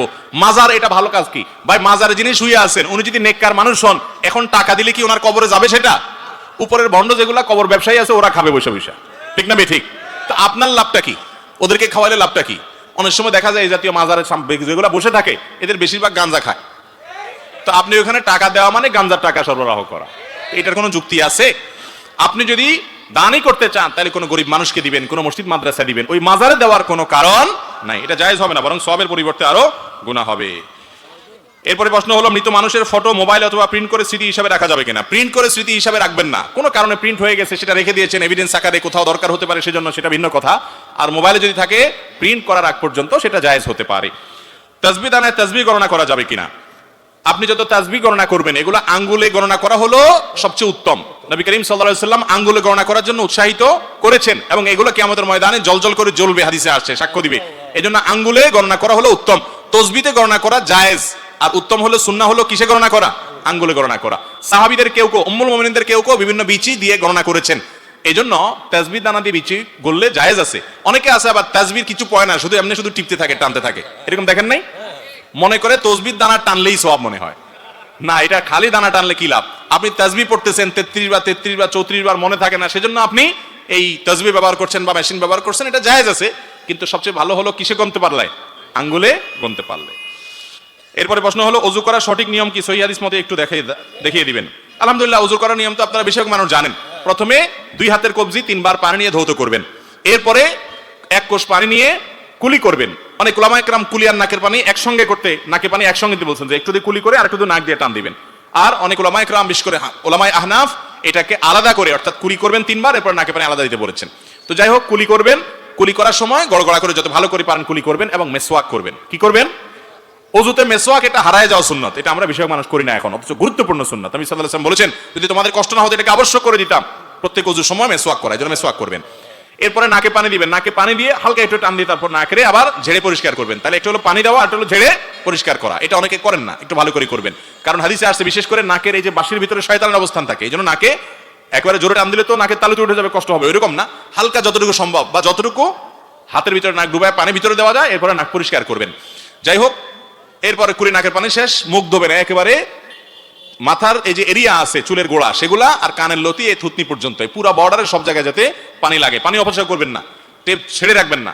ওযুতে পানিটা নিয়ে এরপরে ভালো করে ধুয়ে 2 হাতে ডলবেন যাতে শুকনা না থাকে। এরপরে ডান হাত কনুই সহ, শীতের সময় বিশেষ করে এই কনুর এদিকে অনেক সময় শুকনা থাকে, এদিকে অনেক সময় শুকনা থাকে, শুধু এরকম পানি দিয়ে চলে গেলেন, ওযু অনেক সময় হয় না, এই জন্য ভালো করে কি করতে হবে? ডলতে হবে, বিশেষ করে শীতের সময়।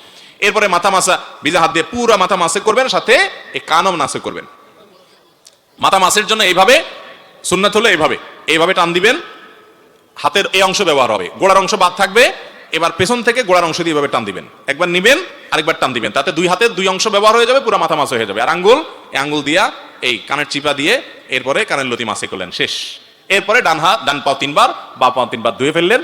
পায়ের আঙ্গুলি, পায়ের গিরা, পায়ের গোড়ালি, এগুলা বিশেষ করে ডলে ডলে ধুইতে হবে।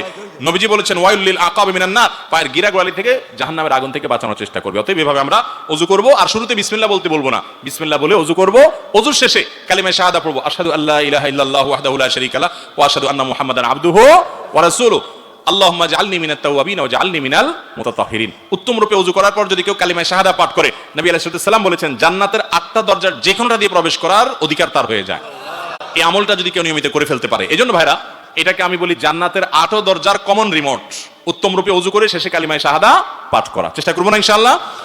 আর ওযুর ক্ষেত্রে কিন্তু নবীজির নির্দেশগুলো সবগুলাতেই প্রায় একরকম, আসবিকুল ওযু, তোমরা ওযুকে ভালো করে করো, উত্তম রূপে করো। এজন্য ভালো করে ডলে এই চিপা টিপা, আঙ্গুলে চিপা, পায়ের গিরা গোড়ালি, পায়ের চিপা, আঙ্গুলের নখের চিপা, এগুলো ভালো করে ডলে পানি পৌঁছাইতে হবে, শুকনা থাকলে ওযু হবে না।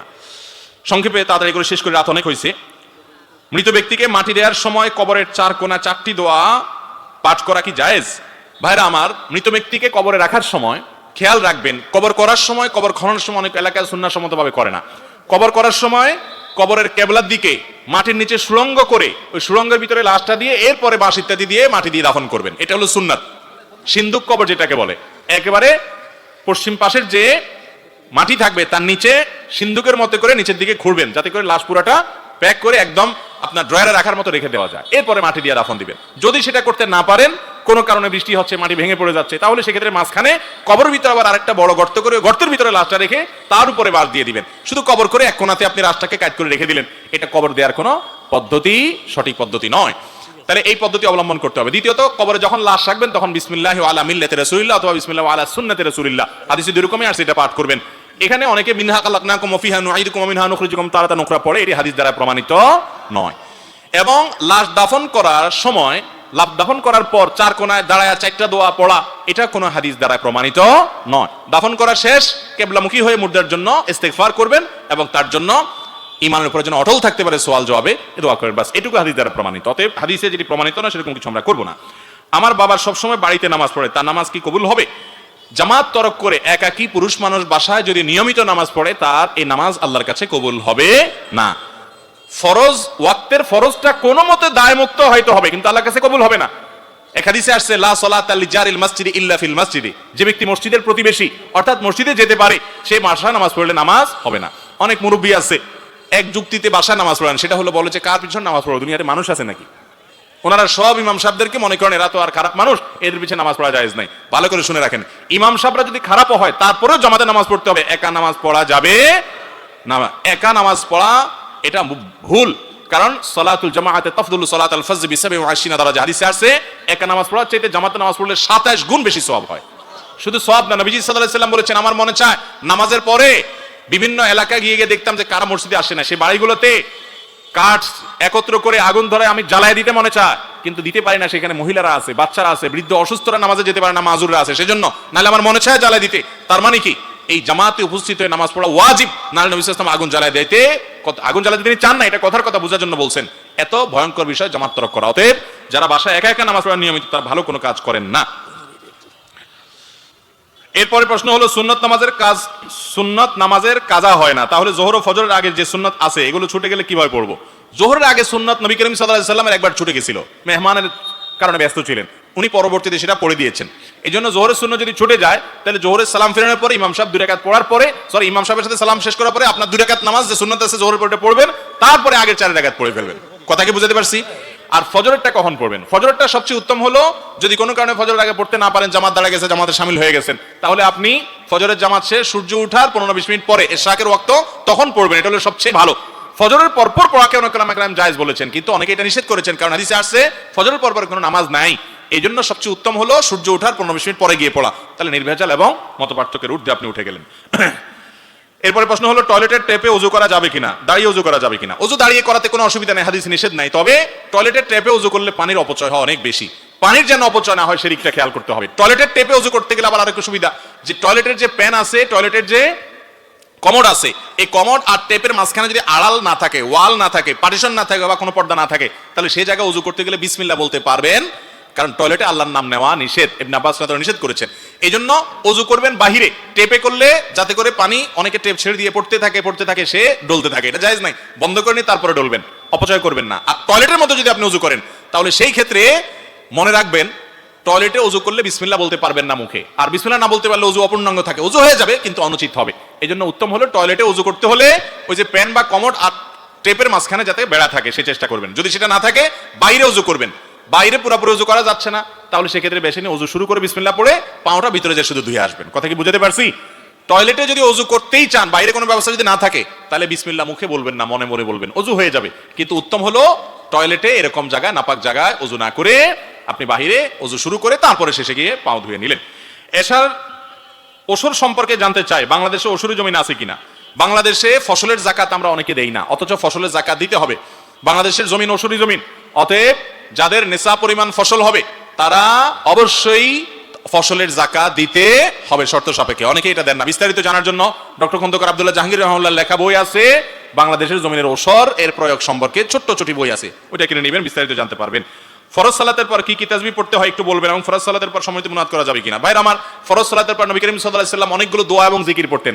আয়াতুল কুরসি পড়তেন, সূরা ইখলাস, সূরা ফালাক, সূরা নাস একবার পড়তেন। লা ইলাহা ইল্লাল্লাহু ওয়াহদাহু লা শারীকা লাহু লাহুল মুলকু ওয়া লাহুল হামদ ওয়া হুয়া আলা কুল্লি শাইইন কাদির পড়তেন।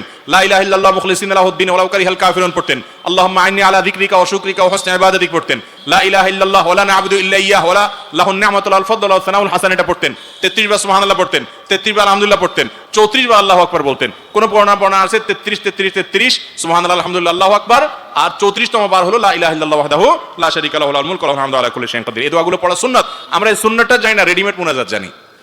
এরপরে প্রশ্ন হলো, বাবা মারা যাওয়ার পর তার ঋণের পরিশোধের দায়িত্ব ছেলে মেয়ে উভয়ের উপরে হবে নাকি শুধু ছেলের উপরে হবে?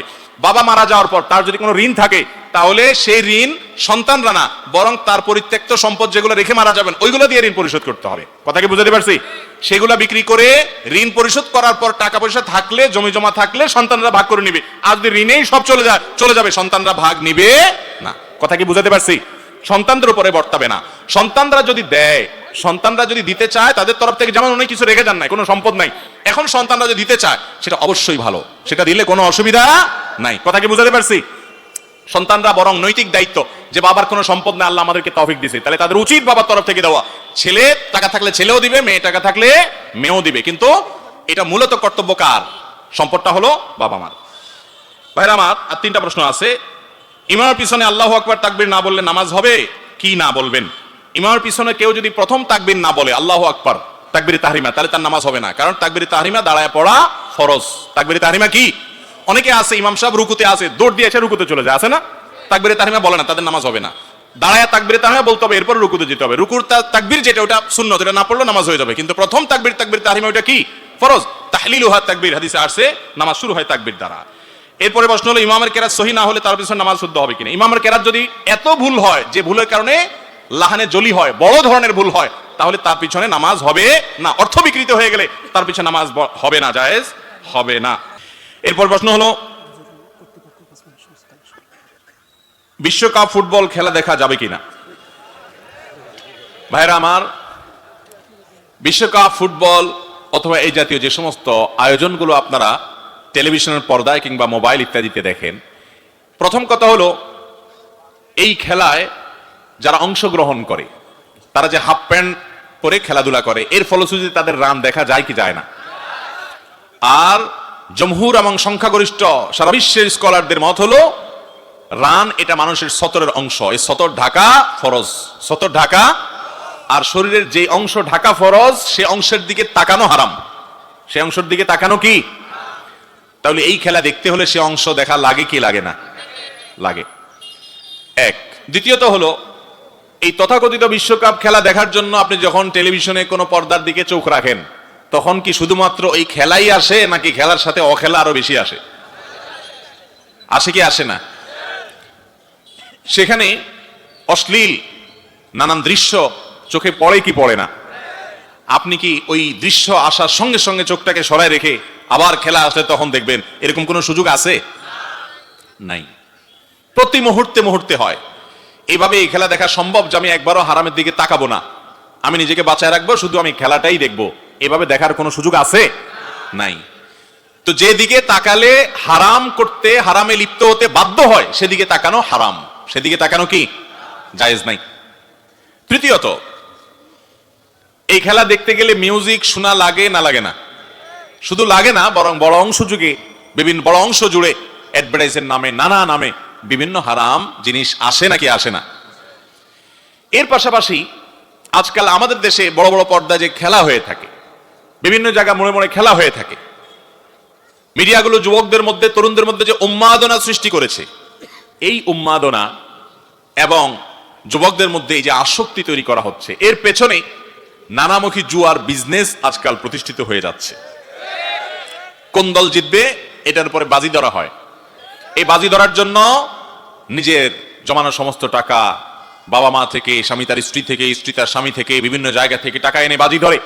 এই বাজি ধরে মানুষ ফতুর হয়ে যাবে। একটা সময় মানুষ সর্বস্ব হারিয়ে কেউ হয়তো আত্মহত্যার পথ বেছে নিবে।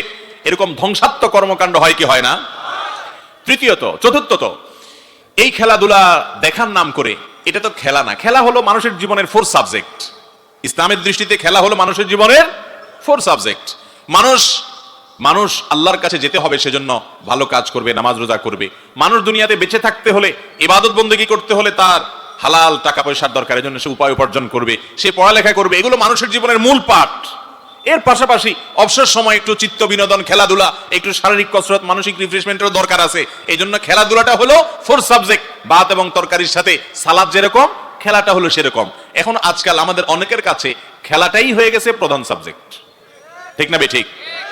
তার ফেসবুক জুড়ে খেলা ছাড়া আর কিছু নেই, তার শরীর জুড়ে ওই পছন্দের দলের জার্সি ছাড়া আর কিছু নাই, তার বাসা জুড়ে, তার মাথা জুড়ে পছন্দের দলের পতাকা ছাড়া আর কিছু নাই। গভীর রাত জেগে সে কোনোদিন পড়ালেখাও করে নাই, গভীর রাত জেগে সে কোনোদিন বাবা মার সেবাও করে নাই, গভীর রাত জেগে কোনোদিন সে নামাজের জন্য অপেক্ষাও করে নাই, কিন্তু গভীর রাত সে খেলার জন্য জেগে আছে, ঠিক না বে ঠিক? অতএব এটা খেলা নয়, এটা শুধু খেলা নয়, এটা হলো ঈমান হরণের খেলা। এটা হলো মুসলমান যুবকের চেতনাকে ধ্বংস করার খেলা। যার আখিরাত নাই, যে আল্লাহর সামনে দাঁড়াবার প্রতি ঈমান নাই, বিশ্বাস নাই, সে যা খুশি তা করতে পারে, কিন্তু মুসলমান জানে তাকে আল্লাহর সামনে দাঁড়াতে হবে। ভাইরা আমার, ইসলাম এত সুন্দর জীবন বিধান। ইসলামে মানুষকে শারীরিক ব্যায়াম হয়, এই ধরনের খেলাধুলা করতে উৎসাহিত করা হয়েছে। আপনি দৌড়াদৌড়ির প্রতিযোগিতা করেন, আপনি সতর যাতে উন্মুক্ত না থাকে সেভাবে 3/4 প্যান্ট ইত্যাদি পরে আপনি হাডুডু খেলেন। আপনি নিজে ক্রিকেট খেলেন, সেখানে যেন হারাম কোনো কিছু না থাকে। আপনি যে নিজে ফুটবল খেলছেন, সেখানে যদি আপনার হাঁটু ঢাকা থাকে, সতর উন্মুক্ত না থাকে, সেখানে যদি এক পক্ষ অন্য পক্ষকে কোনো আর্থিক লেনদেন না করেন, কোনো জুয়া ইত্যাদি সেখানে যদি না রাখেন, তাহলে শুধুমাত্র ব্যায়ামের উদ্দেশ্যে, শারীরিক কসরতের উদ্দেশ্যে এই জাতীয় খেলা যেগুলোতে শারীরিক ব্যায়াম হয়, সেগুলো ইসলামের দৃষ্টিকোণ থেকে জায়েজ আছে। খোলা চোখে ডাইরেক্ট যদি সেই খেলা দেখে, এটা দেখতে গিয়ে কোনো চোখের জেনা করা না লাগে। নবীজি বলেছেন, জেনাল আইনি আন নজর, চোখের জেনা হলো চোখ দিয়ে পরনারীর প্রতি দৃষ্টিপাত করা, সেখানে অশ্লীল নারীর দৃশ্য এটা যদি দেখা না লাগে। তাহলে কোনো মাঠে কেউ খেলছে, সেখানে সতর উন্মুক্ত নাই, আপনি যদি সেই খেলা দেখতে যান, তাহলে শর্ত পূরণ করে আপনি দেখতে পারেন। ইসলাম আপনাকে ব্যায়ামের জন্য, শারীরিক রিফ্রেশমেন্টের জন্য খেলাধুলার কথা, চিত্ত বিনোদনের কথা বলেছে। আপনি সেটা না করে কোথাকার কোন দেশের কে খেলছে, ভূতের মতো সেদিকে চাইয়া আছে। ওই লোক জিতলেও আপনার লাভ নাই, সে হারলেও আপনার লস নাই। অথচ সে জিতলে আপনি লাফায় উঠতেছেন খুশির চোটে, আর হারলে আপনি চোখের পানি ফেলে দিচ্ছেন, কাঁদতেছেন। আপনার মতো নির্বোধ আর বোকা দুনিয়াতে আর কে আছে বলেন? আল্লাহ তাআলা আমাদের যুবকদের বিবেকগুলোকে জাগ্রত করে দিন। আমরা আমাদের সময়ের হেফাজত করতে হবে, আল্লাহর কাছে জবাবদিহি করা লাগবে। আপনার বুক ভরা ভালোবাসা দেওয়ার জন্য জায়গা পাচ্ছেন না। কোথাকার কোন দেশের খেলোয়াড়ের জন্য এত ভালোবাসা, সেই খেলোয়াড় আপনার দেশের নামও হয়তো জানে না, তার জন্য আপনার ভালোবাসা, আপনার লজ্জা হয় না? যেটার নাম খেলা, যেটা জীবনের ফোর সাবজেক্ট, সেটাকে আপনি সবচেয়ে গুরুত্ব দিয়া আপনার জীবনে সেটা রেখেছেন। কত যুবক, কত মানুষ পেপার পত্রিকা উঠে আসছে যে তারা তার পছন্দের দলের পতাকা বানানোর জন্য জমি বিক্রি করে, বইয়ের জমানো টাকা খরচ করে সে এত মাইল লম্বা, এত কিলোমিটার লম্বা পতাকা বানাইছে। অথচ এদেশে বহু মানুষ এখনো আছে যাদের গায়ে শীতের কাপড় নাই। সে দেশে কোথাকার কোন দেশ, যে দেশের সাথে আমার দেশের কোনো কূটনৈতিক সম্পর্ক নাই, রাজনৈতিক সম্পর্ক নাই, ধর্মীয় সম্পর্ক নাই, সামাজিক সম্পর্ক নাই, কোনো ধরনের সম্পর্ক নাই, সেই দেশের সাপোর্টের নামে সেই দেশের পতাকা বানায়া কিলোমিটারকে কিলোমিটার পর্যন্ত সেটা ঝুলানো এই দেশে। অথচ গরিব মানুষের গায়ে কাপড় নাই। আপনার নিজের মা বাবার জন্য জীবনে কখনো একটা কাপড় উপহার দেন নাই, ছোট বোনটাকে জীবনে একজোড়া মোজা কিনে দেন নাই, আপনার আশেপাশে বহু গরিব মানুষ আছে তাদেরকে কোনো কিছু করেন নাই, আপনার নিজের জন্য হয়তো এত টাকা খরচ করেন নাই। আর তথাকথিত সেই আপনার পছন্দের দলের জন্য যে পাগলামি করছেন, এই পাগলামির জন্য, এই অর্থের অপব্যবহারের জন্য আল্লাহর কাছে জবাবদিহি করা লাগবে। যুবক, ভালোবাসার জায়গা পাচ্ছেন না। আপনি কার সন্তান জানেন? আপনি মুহাম্মদ সাল্লাল্লাহু আলাইহি সাল্লামের উম্মত। আপনি আবু বকর রাদিয়াল্লাহু তাআলা আনহুর অনুসারী, আপনি ওমর ফারুকের অনুসারী, আপনি আলী কাররামাল্লাহু ওয়াজহার অনুসারী, আপনি ওসমান গনির অনুসারী, আপনি আবু হুরায়রার অনুসারী, আপনি বড় বড় সিনিয়র সাহাবীদের অনুসারী। আপনি যাদের অনুসারী, সে পূর্বপুরুষরা পৃথিবীকে অনেক কিছু দিয়ে গেছে, আর আপনি তথাকথিত আল্লাহর প্রতি ঈমান নাই, আখিরাতের প্রতি ঈমান নাই, মুসলমানদের প্রতি কোনো সিম্পেথি, ভালোবাসা নেই। যারা সমকামিতাকে বৈধ মনে করে, যারা মুসলমান, ফিলিস্তিনের মুসলমানদের রক্তকে হালাল মনে করে, যারা কাফের, যারা মুশরিক, যারা বেঈমান, তাদের প্রতি ভালোবেসে আপনি রাতকে রাত জেগে আছেন। আপনি ঝগড়াঝাটি করছেন আপনার পছন্দের দল নিয়ে, আপনি ঝগড়ার আর ইস্যু পাচ্ছেন না। ভাইরা আমার, এই উন্মাদনা আমাদের দেশে যেইভাবে দেখা যাচ্ছে, জাতি হিসাবে এটা আমাদের জন্য লজ্জাজনক। যেসব দেশ সরাসরি ফুটবলে এই বিশ্বকাপে অংশগ্রহণ করছে, যারা দেখেন ওই দেশের মানুষের মধ্যে এত উন্মাদনা, পাগলামি নাই। আর যদি থাকেও, কথার কথা, এই উন্মাদনা আমার দেশের কোনো উন্নতি বয়ে আনবে? দেশের লক্ষ লক্ষ মানুষের কোটি কোটি ঘন্টা প্রতিদিন নষ্ট হচ্ছে খেলার নামে। এটা কি দেশের জন্য ভালো না খারাপ? তারপরেও দুঃখজনক ভাবে আমাদের মিডিয়াগুলো এটাকে ইতিবাচক ভাবে দেখায়, মনে হচ্ছে কাজটা খুব ভালো করছে। ভাইরা আমার, এই পাগলামি, এই উন্মাদনা, এটা কখনো আখিরাতে বিশ্বাসী মুসলমানকে সাজে না। তার জীবনের প্রতিটা মুহূর্ত দামি এবং এর হিসেব আল্লাহর কাছে দেওয়া লাগবে। অতএব এই সমস্ত পাগলামি পরিহার করবো তো ইনশাআল্লাহ। ঝেড়ে ফেলে দিয়ে আপনি বাস্তববাদী হন। আপনি নিজেকে খেলার প্রতি খুব বেশি আসক্ত, খেলার খোঁজ খবর রাখেন, সেজন্য অনেক পয়সা কড়ি খরচ করেন, রাত জাগেন, আপনি মনে করেন আপনি ক্রীড়ামোদী। আপনি কিসের ক্রীড়ামোদী? আপনি বসে বসে রাত জেগে খেলা দেখলে আপনার স্বাস্থ্য আরো ধ্বংস হবে। প্রকৃত অর্থে আপনি নিজে যদি ব্যায়াম করেন, আপনি যদি শারীরিক কসরত করেন, তাহলে সেক্ষেত্রে আপনি আসল ক্রীড়ামোদী, আপনি বাস্তববাদী মানুষ। ইসলাম আমাদেরকে, নবী করিম সাল্লাল্লাহু আলাইহি সাল্লাম আমাদেরকে শারীরিক এক্সারসাইজ যেন হয়, মানসিক রিফ্রেশমেন্ট যেন হয়, আপনি যেন সব দিক সার্বিকভাবে ফিট থাকতে পারেন, প্রস্তুত হতে পারেন, সেজন্য নবী করিম সাল্লাল্লাহু আলাইহি সাল্লাম আমাদেরকে বিভিন্ন কম্পিটিশন করতে শিক্ষা দিয়েছেন। তিনি নিজে দৌড়াদৌড়ির প্রতিযোগিতায় অবতীর্ণ হয়েছেন, বর্ষা নিক্ষেপ, তীর নিক্ষেপ, শুটিং কম্পিটিশনের জন্য উৎসাহ দিয়েছেন। এগুলোতে মানুষের কল্যাণ আছে, কিন্তু এই ফুটবলে লাথি মারার মধ্যে পৃথিবীবাসীর কোনো কল্যাণ নাই। পায়ের এই কারিশমা, খেলার এই মায়ের প্যাচ, এই নৈপুণ্য সারা পৃথিবীর একজন মানুষ, অভাবী মানুষের পেটে খাবারের ব্যবস্থা করবে না। কিন্তু যারা খেলছে এই খেলাকে কেন্দ্র করে দুনিয়ার বড় বড় ব্যবসা প্রতিষ্ঠানগুলোর যে ব্যবসা আছে সেটা ঠিকই চাঙ্গা হবে। আমরা শুধু কলুর বলদের মধ্যে লাফাইয়ে গেলাম, আমাদের আখেরাত তো নাই, দুনিয়ারও কোনো লাভ এখানে। আল্লাহ তাআলা আমাদেরকে বুঝার তৌফিক দান করুন। অতএব বিশ্বকাপ ফুটবল খেলা দেখতে গিয়ে আপনি চোখের গুনাহ করতে হবে। আপনাকে চোখের একাধিক গুনাহ, সতরের দিকে তাকানো যেটা গুনাহ, এবং সেই সাথে পরনারী দেখে দেখা, মিউজিক শুনতে বাধ্য হওয়া, এর কারণে উন্মাদনা আপনার ভিতরে তৈরি হওয়া, নামাজ ইত্যাদির প্রতি অমনোযোগী হওয়া, এবং অমুসলিমদের প্রতি একজন মুসলমান হিসাবে আল্লাহর কারণে যে অপছন্দ করার বিষয় ছিল সে ওয়ালা বারা দূর হয়ে বরং তাদের ভক্ত হয়ে ভালোবেসে আপনি পাগল পরা হয়ে যাচ্ছেন, যা আপনার ইমানের সাথে অসঙ্গতিপূর্ণ। এই সব কারণে এই খেলাধুলা এইভাবে আসক্তির সাথে যে দেখা হচ্ছে, পর্দায় যে দেখা হচ্ছে, বিশ্বকাপের আয়োজনগুলো দেখা কোনো মুসলমানের জন্য ইসলামের দৃষ্টিকোণ থেকে জায়েজ নয়, জায়েজ নয়, জায়েজ নয়। আল্লাহ তাআলা আমাদেরকে বুঝার তৌফিক দান করুন। এরপরে প্রশ্ন এগুলো মোটামুটি উত্তর দেওয়া হয়েছে, আলহামদুলিল্লাহ, জাযাকুমুল্লাহ খায়ের। ভাইরা আমার, অনেকগুলো প্রশ্ন আরো আছে, কিন্তু আমরা জানি যে মাদ্রাসার তরফ থেকে মাহফিলের আয়োজন করা হয়েছে, এই মাদ্রাসার ভবন নির্মাণ করা দরকার। এই ভবন নির্মাণের জন্য যে অর্থ সহায়তা করা দরকার, সব জায়গায় ভালো করে মনোযোগ দিয়ে শুনেন, সব জায়গায় দানের সমান সওয়াব না। এই মাহফিলে দান করলে যে সওয়াব হবে, ওই মাদ্রাসা ভবনের জন্য দান করলে এক সওয়াব হবে না। আসমান জমিন পার্থক্য, আমাদের দেশের মানুষরা বুঝে না। ওইটা হলো সদকায়ে জারিয়া। সদকায়ে জারিয়া বুঝেন? ওই বিল্ডিং যতদিন থাকবে